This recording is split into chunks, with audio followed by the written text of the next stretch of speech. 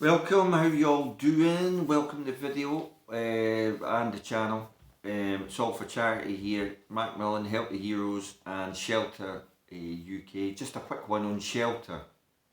Some of the things Shelter do is if you're homeless, you don't have a place of residence, so you can't get a bank account. And if you don't have a bank account, you can't really get a job. So you can see how that's a vicious circle. So what Shelter do is they work with HSBC Bank, getting people who are homeless actual bank accounts and linked social accounts so that they can actually look for employment and get themselves up off the place where they are.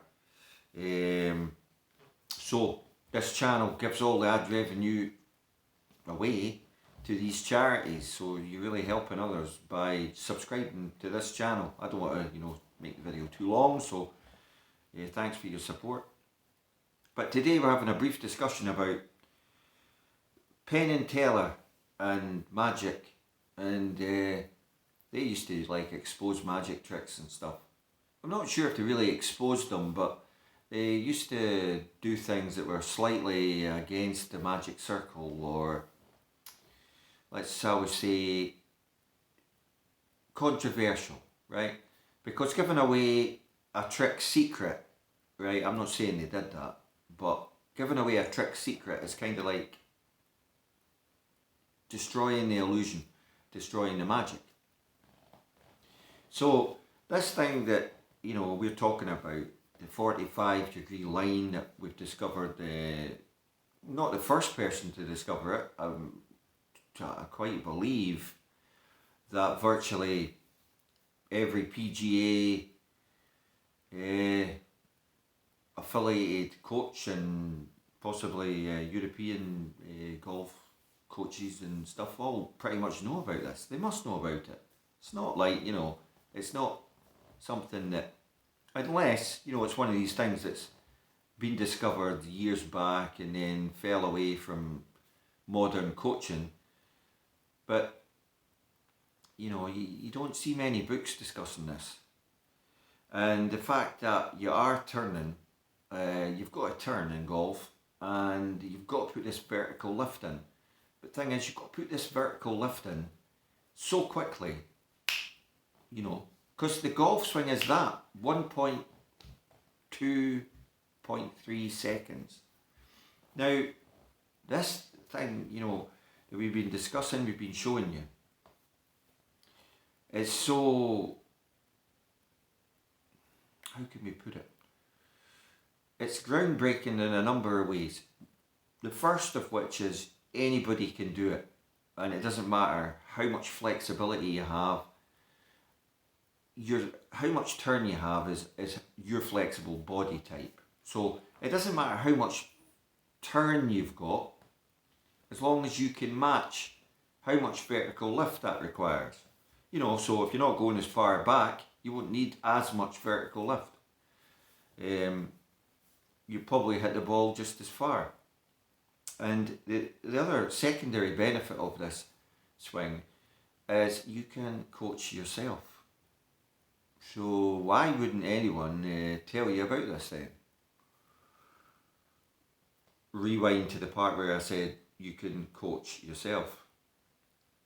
And once you actually get it, most people seem to take between 25 and 50 balls to really get it. But the thing is, you'll click after about 3 golf balls. After that, it's questionable, actually, from what I've been doing myself and finding out, how much you actually don't have to practice. Obviously, and I'm not saying that, if you want to be the top golfer in the world, you're going to have to practice. But not because your swing will be mechanically faulty or needing any maintenance. It'll be because you want the maximum amount of feel.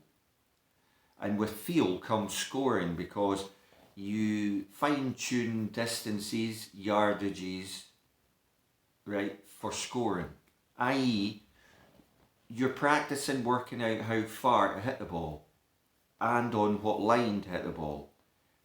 The mechanics of doing this are so simple, it's ridiculous. It's 2 moves. With any club, it's exactly the same.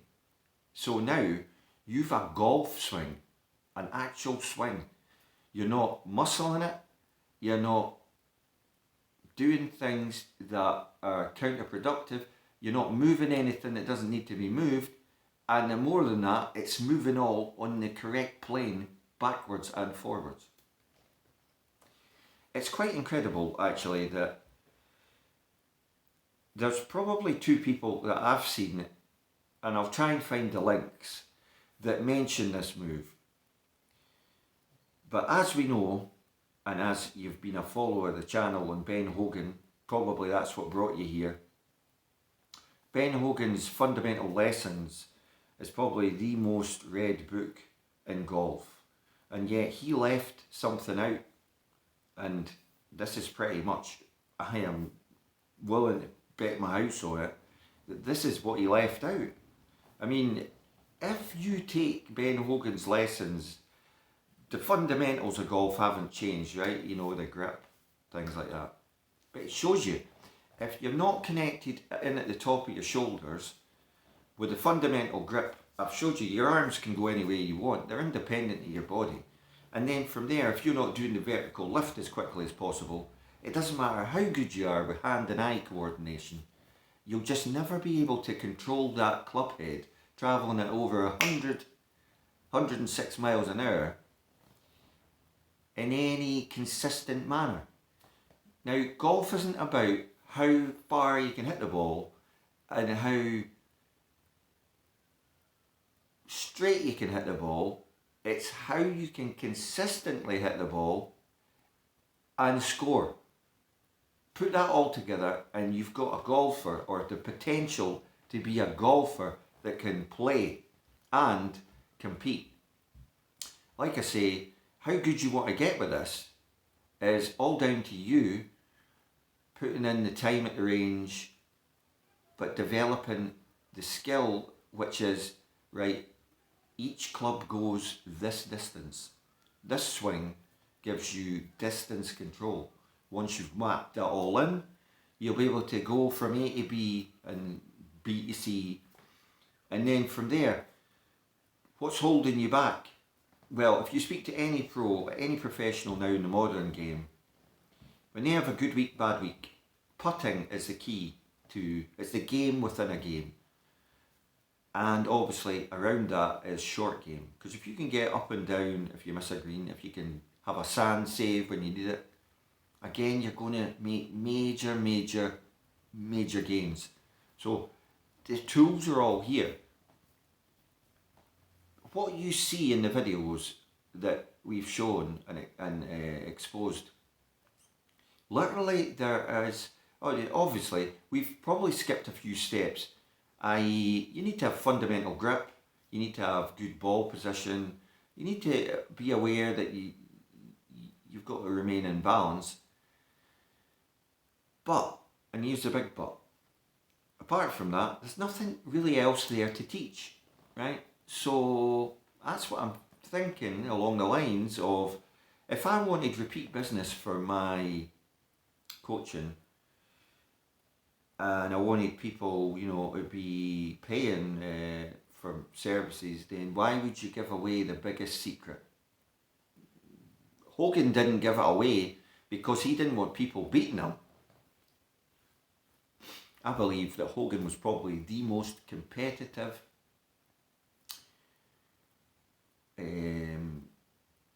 self-taught, self-driven man ever to play golf. And if you want to be the best, you want hate to be there, as in you hate to be beaten. So that gives you more. So he's not going to give anybody who's playing against him an edge.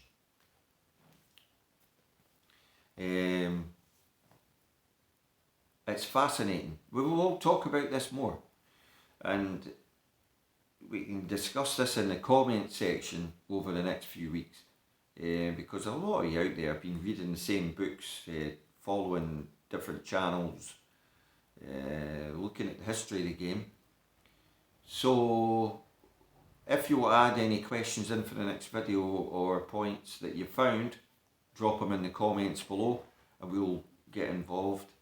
Just as a quick side note, before we end the video, because we're coming up to 11-12 minutes, we've got some t-shirts, sweatshirts, golf attire, which is all ready to go. Basically, you direct order it from a company.